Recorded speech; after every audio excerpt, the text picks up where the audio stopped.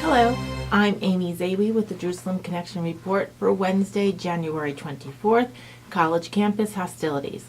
However, before I get into those particular events, I just wanted to take a moment to mention the fact that this week, U.S. Vice President Mike Pence was in Israel, and he publicly declared in a speech that his intention, or the intention of the administration, is to move the U.S. Embassy to Israel, to Jerusalem, Israel's capital, by the end of 2019. Now, in order to expedite this, the administration has been looking at using an existing consulate building and re-outfitting it for the necessary security and confidentiality requirements to use as an embassy, rather than building an entirely new complex, which would take several years and millions more dollars. So the effort by the Trump administration is not only to make good on its promise to move the embassy to Jerusalem as quickly as possible, but also to save the U.S. taxpayer some money in the process. Now, keep in mind, there are some folks that are naysaying this decision and saying that it's a stumbling block to peace, including the PA president, Abbas. Abbas, as recently as last week, in speeches in Europe and in the Middle East, has publicly stated, and it often needs to be translated into English for us to see it, that there is no real intention by the PA to live peacefully and coexist with Israel, and that they want Israel off the map. Now, this is the reason why there's a roadblock to peace in the Middle East. It's not what the Israelis do or don't do. It is not what the Americans do or don't do in regard to the capital of Israel as Jerusalem. In fact, it is the fact that the PA, the Palestinian Authority, the leadership of the Palestinians, actually have no true intent to live peacefully side by side with the Israelis. The Israelis are simply looking for a peace agreement that includes their own security and desire to coexist on both sides. So remember this as you watch newscasters report on how Arabs and other world leaders and world organizations, including the UN, criticize the U.S.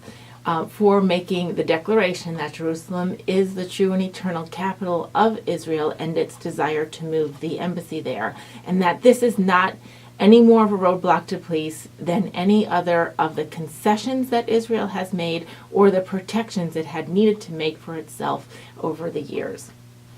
Now, back to college campuses.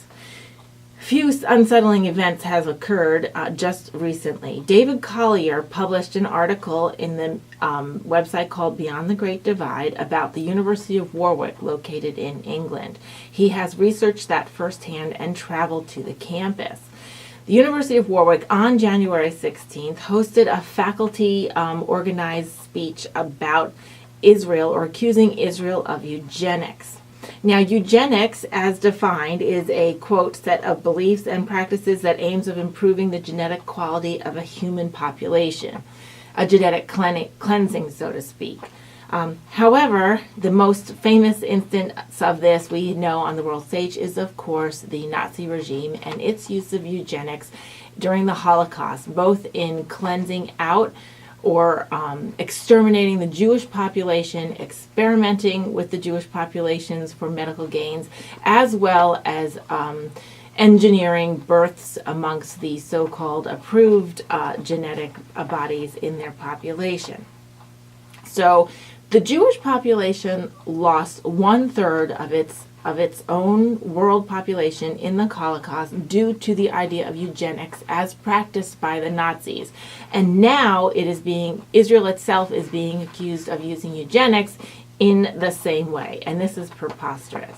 First of all, everybody knows that Israel is on the forefront of innovations in the medical community at all levels, including IVF, or fertility treatments. And this is the aim of this talk, the fertility treatments. There's a claim that Israel is using it somehow against the Palestinian population and for its own population. And this could not be further from the truth. Every Israeli citizen, regardless of their religious origin, ethnic origin, color, or race, has equal access to the medical treatments available to their population, and that includes IVF or other fertility measures that people might choose to engage in. And the other problem is that Israel, in no way, shape, or form, would genetically use its innovations to genetically engineer anyone or exclude or produce any certain population. It's simply not in their goal setting. So this event in the University of Warwick had a certain Dr. Sigi Wertelmann from Germany, who was a proponent of spreading the lie that Zionism is somehow equated with Nazism in terms of its ideology, oppressing a subject population and using eugenics to engineer that population. Now, the other problem with Dr. Wertelmann's accusation is that he points his fingers at all Israelis and all people that have any kind of Zionist notions. That is, he doesn't actually say that the Israeli government has any particular policy in this regard or any particular agenda, but it is in fact the entire population. Now, this is where the anti-Semitism creeps in, because when we discuss oppressive regimes in North Korea or in Iran, we don't say that all Iranians are oppressors or that all North Koreans are oppressors.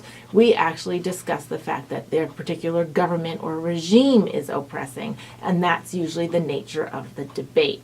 Yet somehow when it comes to Israel, the blanket statement that all of its population and any derivative thereof, anybody with Jewish ethnicity or cultural connections, somehow falls into this oppressive bank.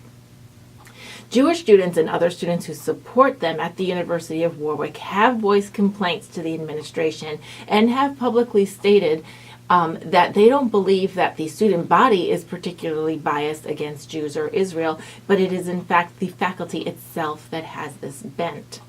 Now, the night of that particular eugenics talk, there was a second talk on campus about Palestine, a pro-Palestinian discussion.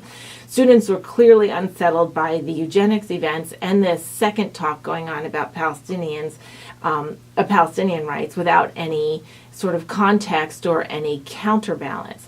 So they organized a petition, and the result of it was a third event being scheduled for early February with academics talking about the prevention and misuse of anti-Semitism. That is, these students who were proponing the eugenics talk and the Palestinian talk are backlashing against the students who complained, wanting to talk about how their First Amendment right is being oppressed. They're in England, but their free speech right by the fact that everything is being labeled anti-Semitic. And this is just ridiculous. When it comes to pushing anti-Semitism on college campuses, the students are the ones suffering in this case, and the faculty are pretty active. And not to mention the fact in England, in that 1 month alone, 176 talks were given on college campuses that were against the tiny state of Israel. And they are still complaining that somehow their right to voice their opinion is being oppressed when the Jewish students complain. I want you to continue to pray for Jewish students, Christian students, and other non-religious students who just have a sense of fair play and are recognizing this bias on college campuses and who are seeking to go up against their own administrations and faculty to expose it and find truth. Pray that the administration faculties which are being biased are not leading our students astray, causing a hostile learning environment for Jewish students and others. Please keep in mind that I mentioned a few weeks ago that the University of Michigan student government body did pass, after 18 years of trying, resolutions to participate in BDS measures. However, the faculty and administration at University of Michigan recognized this as an anti-Semitic vote and refused to implement the student body's wishes. So you can see that at some universities it's the student body who are seeking the truth, and in some universities it's the administration standing up to a progressive or ill-propelled student body. At Warwick and some other universities in the U.S. and Europe, when the students can recognize this bias, they need to have a place to go to voice their opinion against their own faculties. Please keep these players in your prayers. When you read articles about them, share these events on your social networks or within your community as you are out and about. It is very important that we are all mindful of what's going on college campuses and to step in with prayer and help where we can. Shavua Tov. Have a great week.